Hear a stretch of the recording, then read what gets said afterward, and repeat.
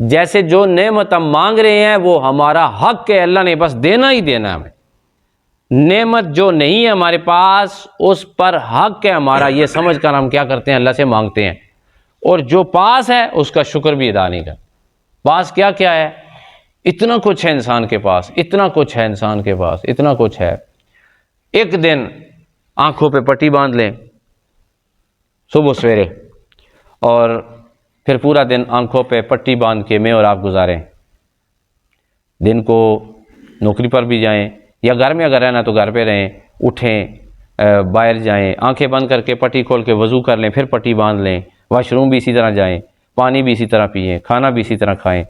تو 12 گھنٹے تو بڑے دور کی بات ہے، 4 گھنٹے گزریں گے، بندے کا سر سجدے میں ہوگا، بندہ کہے گا مولا کتنی تو نے نعمتیں دی ہیں، یہ اتنی اعلیٰ اور عمدہ نعمت جو آنکھیں ہیں انہیں تو میں بھول ہی بیٹھا تھا، اتنی اچھی نعمت جس کے ساتھ میں ساری دنیا کا نظارہ کرتا ہوں۔ اور اعوذ باللہ من الشیطان الرجیم، بسم اللہ الرحمن الرحیم، اللہم صلی علی سیدنا و مولانا محمد وعلی آل سیدنا و مولانا محمد وبارک وسلم وصلی علیہ۔ حاضرین محترم، ناظرین اور سامعین، دورہ تفسیر القرآن پارہ نمبر 17 رکوع نمبر 16، سورہ حج آیات 65 اور 66، 65 اور 66۔ اللہ تعالیٰ کی پاک بارگاہ میں انتہائی عجز و انکساری کے ساتھ دعا ہے کہ وہ ہم سب کو دین مبین پر استقامت اور اخلاص کی دولت عطا فرمائے۔ اس قرآن کے صدقے جتنے لوگ محفل رونق محفل ہیں، اللہ ان سب کی مشکلات آسان فرمائے۔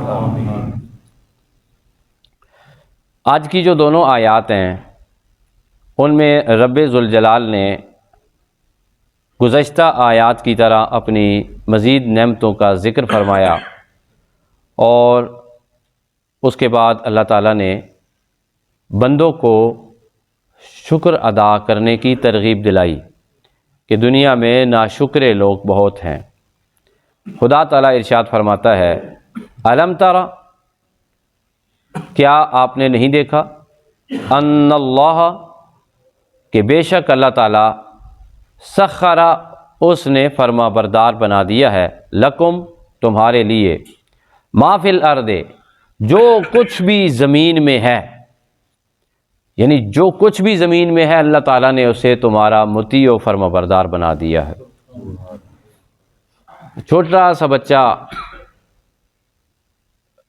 ہاتھی کو لے کے جا رہا ہوتا ہے، وہ سر جھکا کر اس کے پیچھے پیچھے چل رہا ہوتا ہے۔ تو راز کیا ہے؟ راز یہ ہے کہ اللہ نے بڑے بڑے جانوروں کو بھی تمہارا مطیع و فرما بردار بنایا ہے۔ یہ اللہ تعالیٰ کی خاص نعمت ہے۔ اللہ نے ان کو کہا ہے کہ انسان کے آگے سر نہیں اٹھانا، انسان کی فرما برداری کرنی ہے، غلامی کرنی ہے، نوکری کرنی ہے۔ تو سارے جانور انسان کی نوکری اور غلامی کر رہے ہیں، یہ بھی ایک نشانی ہے۔ دیکھیں نا، آپ دیکھیں انسان کا وزن کتنا ہوتا ہے، 60 کلو، 70 کلو، 80 کلو، ایسا ہی ہے۔ انسان کا قد کتنا ہوتا ہے، 6 فٹ، 5.5 فٹ، 5 فٹ، اتنا ہی ہوتا ہے نا، 4 فٹ، 3 فٹ بھی ہوتا ہے۔ اور انسان کے اندر طاقت کتنی ہوتی ہے وہ انسان جانتا ہے کہ اس کے پاس ہاتھ اور بازو کی قوت کتنی ہے۔ لیکن آپ ایک اونٹ کو دیکھیں تو ہر حوالے سے اونٹ زور آور ہے۔ آپ ہاتھی کو دیکھیں تو ہاتھی طاقتور ہے۔ آپ جتنے بھی جانوروں کو دیکھیں ان کے اندر سرعت بھی پائی جاتی ہے، ان کے اندر طاقت بھی پائی جاتی ہے، ان کے اندر جسامت بھی پائی جاتی ہے۔ لیکن ایک انسان کو اللہ نے عقل دی ہے کہ وہ اپنی عقل کے بل بوتے پر خدا کی اس نعمت کو استعمال کرتے ہوئے اس خدا کی مخلوق کو قابو کر لیتا ہے۔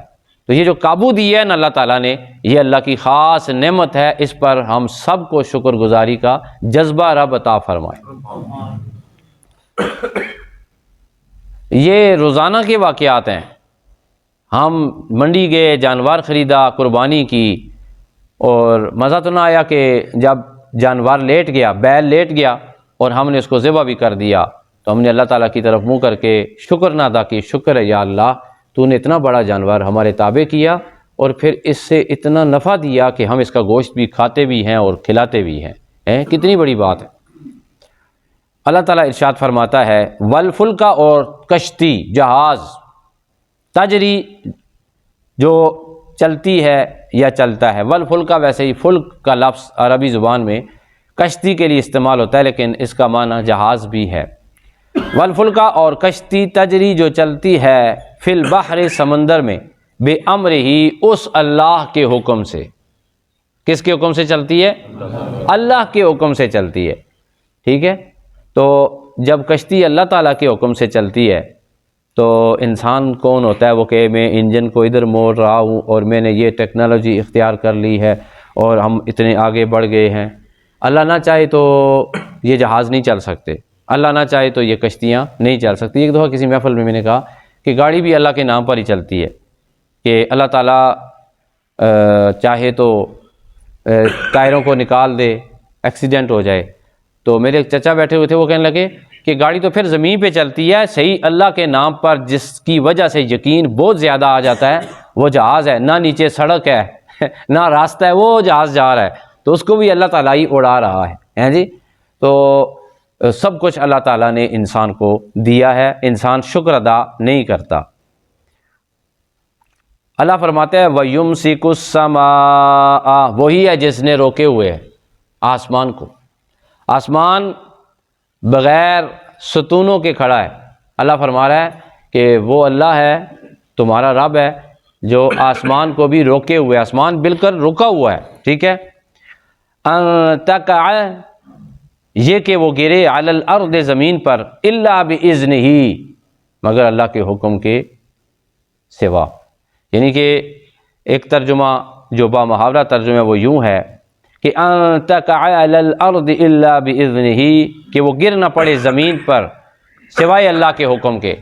جب وہ زمین پر گرے گا تو اللہ حکم دے گا تب گرے گا۔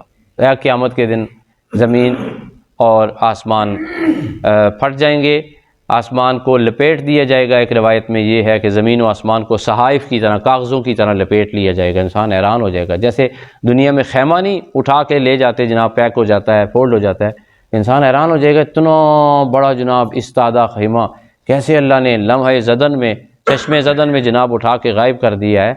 تو ایک روایت میں قرآن حکیم کے اندر بھی آیا ہے کہ آسمان پھٹ جائیں گے۔ اللہ فرماتا ہے ان اللہ، بے شک اللہ تعالیٰ، لرؤوف، بہت مہربانی فرمانے والا ہے، رحیم، اور ہمیشہ رحم فرمانے والا ہے۔ یہ مہربانی ہے نا اللہ کی، اللہ نے نعمتوں کو گنوایا اور کہا کہ یہ اللہ کی تم پر بڑی مہربانیاں ہیں، بڑی نعمتیں ہیں۔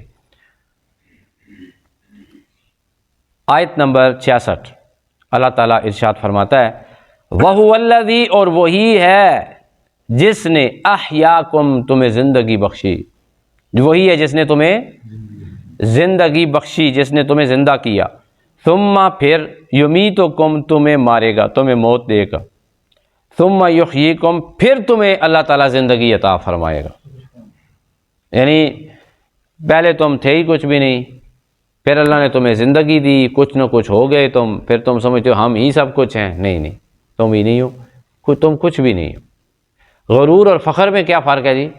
فخر پھر گنجائش ہے، ویسے اللہ والے فخر بھی نہیں کرتے۔ غرور یہ ہے کہ میں ہی ہوں، فخر یہ ہے کہ میں بھی ہوں، لیکن تصوف یہ ہے کہ میں بالکل نہیں ہوں، میں نہیں ہوں۔ غرور کیا ہے؟ میں ہی ہوں۔ فخر کیا ہے؟ میں بھی ہوں۔ تصوف کیا ہے؟ اللہ کی معرفت کیا ہے؟ میں نہیں ہوں۔ کوئی دم کی ہوا ہے میں نہیں ہوں، کوئی دم کی ہوا ہے میں نہیں ہوں۔ اللہ تعالیٰ ارشاد فرماتا ہے ان الانسان لکفور، بے شک انسان بڑا ناشکرا ہے۔ یار میں ایک دن سوچ رہا تھا کہ ہم بڑا شکوہ اور گلہ کرتے ہیں کہ فلاں بڑا ناشکر آدمی ہے اور ہم نے اس کے ساتھ احسان کیا، وہ احسان فراموش ہے۔ انسان کے بارے میں سوچتے ہیں نا، بڑا سنگی ہے، بڑا رشتہ دار ہے، ایسے سوچتے ہیں نا کہ یار ہم نے اس کے ساتھ یہ کیا تو ہمارے رشتہ دار نے ہمارے ساتھ کیا کیا۔ ایسا ہی ہے، وہی گلہ شکوہ کیوں کرنا چاہیے؟ گلہ شکوہ تو میرے خیال میں رب ذوالجلال کی بارگاہ میں آپ دیکھیں تو لوگ وہاں بھی نہ شکرے ہیں، ہم بھی نہ شکرے ہیں اللہ تعالیٰ کی بارگاہ میں۔ ایک بڑے مزے کا جملہ آپ کو میں بتاتا ہوں۔ ہم جب دعا کرتے ہیں نا ایسے دعا کرتے ہیں، مانگیں دعا بالکل اچھی بات ہے، لیکن دعا کیسے مانگتے ہیں؟ جیسے جو نعمت ہم مانگ رہے ہیں وہ ہمارا حق ہے، اللہ نے بس دینا ہی دینا ہے ہمیں۔ نعمت جو نہیں ہے ہمارے پاس اس پر حق ہے ہمارا، یہ سمجھ کر ہم کیا کرتے ہیں؟ اللہ سے مانگتے ہیں، اور جو پاس ہے اس کا شکر بھی ادا نہیں کرتے۔ پاس کیا کیا ہے؟ اتنا کچھ ہے انسان کے پاس، اتنا کچھ ہے انسان کے پاس، اتنا کچھ ہے۔ ایک دن آنکھوں پہ پٹی باندھ لیں صبح سویرے، اور پھر پورا دن آنکھوں پہ پٹی باندھ کے میں اور آپ گزاریں۔ دن کو نوکری پر بھی جائیں، یا گھر میں اگر رہنا تو گھر پہ رہیں، اٹھیں باہر جائیں، آنکھیں بند کر کے پٹی کھول کے وضو کر لیں، پھر پٹی باندھ لیں، واش روم بھی اسی طرح جائیں، پانی بھی اسی طرح پئیں، کھانا بھی اسی طرح کھائیں۔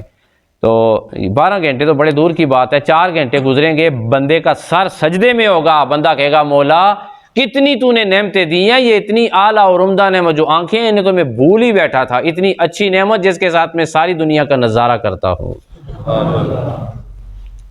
اور میں ایک دن اپنا بازو ایک باندھ لینا چاہیے ہمیں، بازو کو چھوڑو، ایک انگلی، یہ بندر کی یہ والا انگوٹھا نہیں ہوتا جو کہ 95% کام کرتا ہے، ٹھیک ہے؟ اب یہ انگوٹھا ادھر کر لیں یا اس کو باندھ دیں، یہ جن لوگوں کا انگوٹھا نہیں ہے ان سے پوچھیں، جن کی انگلیاں نہیں ہیں ان سے پوچھیں، ٹھیک ہے؟ ایک انگلی کتنی بڑی نعمت ہے ہم سب کے لیے۔ ہم ٹینشن میں پتہ ہے کب آتے ہیں؟ جب اللہ کی دی ہوئی نعمتوں کو دیکھنا چھوڑ دیتے ہیں، محسوس کرنا چھوڑ دیتے ہیں۔ اللہ رب العزت نے ہر لمحے میں، یہ جو گزر ہے نا لمحہ، جیسے آپ قیمہ اچھا پکا ہو اور آپ جس وقت بھوک لگی اور کھا رہے ہو تو کیا ہوتا ہے؟ بڑا مزہ آتا ہے نا، ایک لقمے میں اور ایک بائٹ میں مزہ آتا ہے کہ نہیں آتا؟ ٹھنڈے پانی میں مزہ تب محسوس ہوتا ہے جس وقت آپ پیاس لگی ہو آپ کو، لیکن کبھی سوچا کہ گزرتے ہوئے جو لمحات ہیں اللہ رب العزت نے ان لمحات میں ہر لمحے اور ہر سیکنڈ میں اللہ نے بڑی لذت رکھی ہوئی ہے، اپنی یاد کی لذت، اپنی نعمتوں پر شکر گزاری کی لذت، اور زندگی میں جس وقت آپ کو کوئی نعمت ملتی ہے ہر نعمت کا اپنا مزہ، اپنا لطف، اپنا ذائقہ ہے، اس ذائقے کو چکھنا رب ذوالجلال نصیب فرمائے، اس ذائقے۔ بس آخری بات کر کے اجازت، ہمارا درس ختم ہو جائے گا، کہ میں آن لائن پڑھاتا رہا ہوں بہت عرصہ، امریکہ میں، کینیڈا میں اور مختلف ممالک میں، نیوزی لینڈ میں، آسٹریلیا میں۔ تو جس وقت بعض اوقات ایسے ہوتا تھا نا تو ہمارا ہیڈ فون لگا ہوتا تھا تو آواز آتی تھی بیک گراؤنڈ سے، کون سی آواز آتی تھی؟